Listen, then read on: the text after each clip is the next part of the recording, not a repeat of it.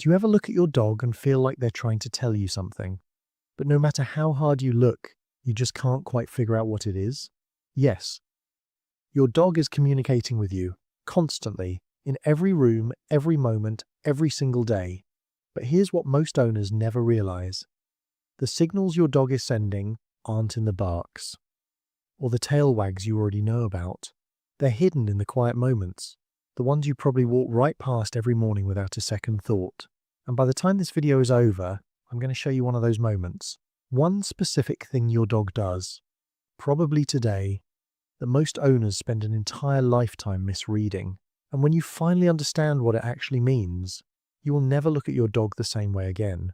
Stay with me, because that reveal is coming, and it's worth waiting for. Point 1. Your dog isn't staring at you. They're holding you. Have you ever caught your dog just watching you? Not asking for food, not waiting by the door, just sitting there, eyes locked on you, completely still. Most owners laugh it off.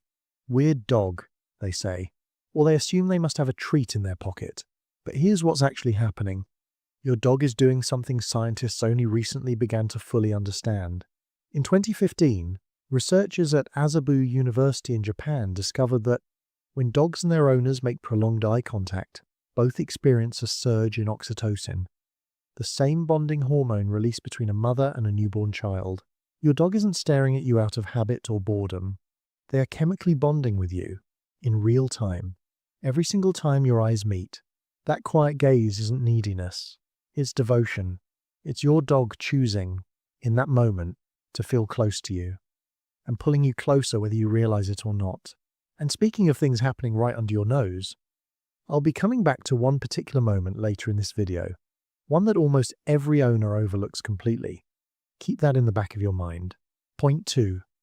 The lean that says everything words can't. Have you noticed your dog pressing their body against your leg?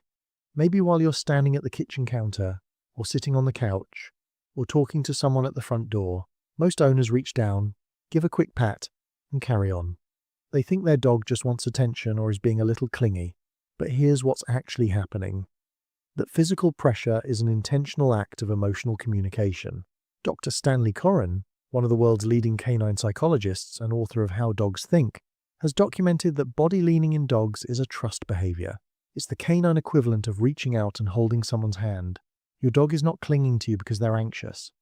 They are anchoring themselves to you because you are their safe place, their chosen person, their home, in the shape of a human. The next time your dog leans in, don't just pat and move on. Pause for a second. Let them feel you lean back. Because that exchange, that small moment of mutual weight, is a conversation. And they started it. Point 3. Why your dog follows you from room to room. Does your dog follow you everywhere?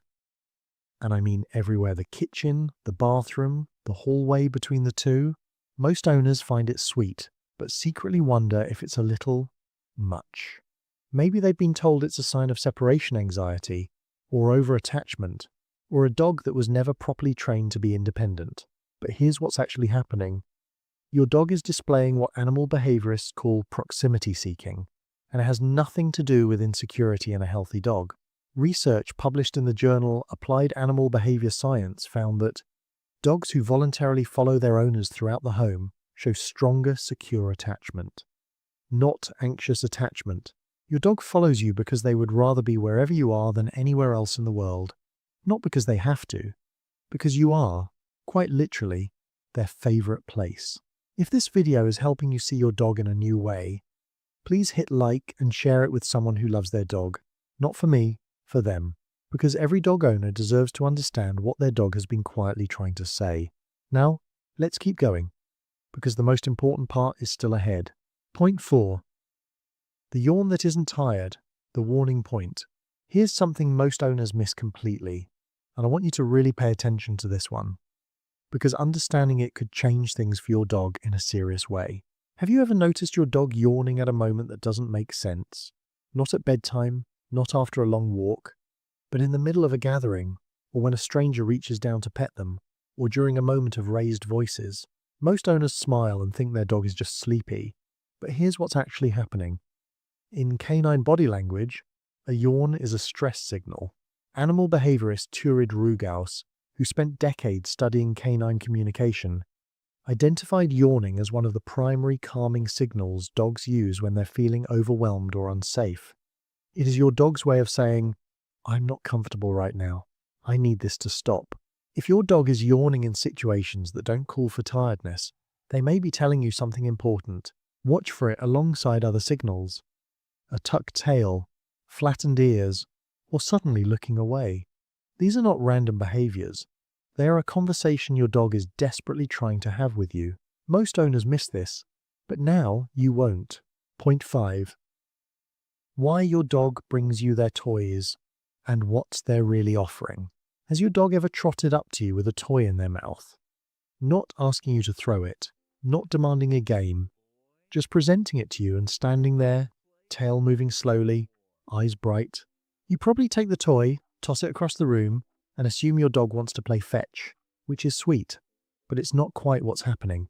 Research from the Family Dog Project at Haute-Lorraine University found that dogs who bring objects to their owners when excited or reuniting are demonstrating what's called referential gifting, a behavior observed in very few species outside of humans. When your dog brings you something they value, they are not asking for a game. They are offering you a gift. They are sharing their world with you, the only way they know how, because you walked through the door, and they were so glad you came back that they needed to give you something. This is not instinct dressed up in a cute costume. This is love expressed through the only language your dog has. So the next time they bring you that rope toy, or that sock they definitely weren't supposed to have, don't just throw it. Take it. Hold it for a moment. Look at them. Because what they're saying in that small and earnest offering is this: I missed you. I thought of you. Here. Take this piece of my world. Final point. The moment you keep getting wrong. Now, I promised you something at the start of this video. One moment. One overlooked, ordinary thing your dog does that most owners misread every single day of their lives together. Here it is. It happens the moment you come home. You open the door. Your dog is there. Spinning, whimpering, ears back, maybe jumping. And you do what most owners do. You say, okay, calm down. Or you wait for them to settle before you greet them, because someone once told you that greeting an excited dog rewards the behavior. And in doing that, in making them wait, you are accidentally sending the one message you'd never want to send. Because that moment at the door is not excitement. It is not bad behavior waiting to be managed. A study from the University of Lincoln found that dogs experience a measurable stress response when separated from their primary attachment figure, and that the intensity of their greeting is directly tied to the depth of that bond.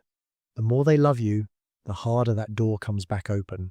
When your dog loses their mind the moment you walk in, they are not being hyper, they are exhaling.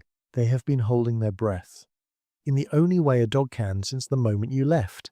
And now you're back, and everything is okay again. You don't need to reward the jumping, but you do need to understand what it is. Don't make them wait too long. Get down. Make eye contact. Let them feel your hands. Let them know, yes, I'm back. You're okay. I'm here. That moment costs you 30 seconds. To your dog, it is the whole day made right. Most owners spend years thinking that greeting at the door is just a dog being a dog, but now you know what it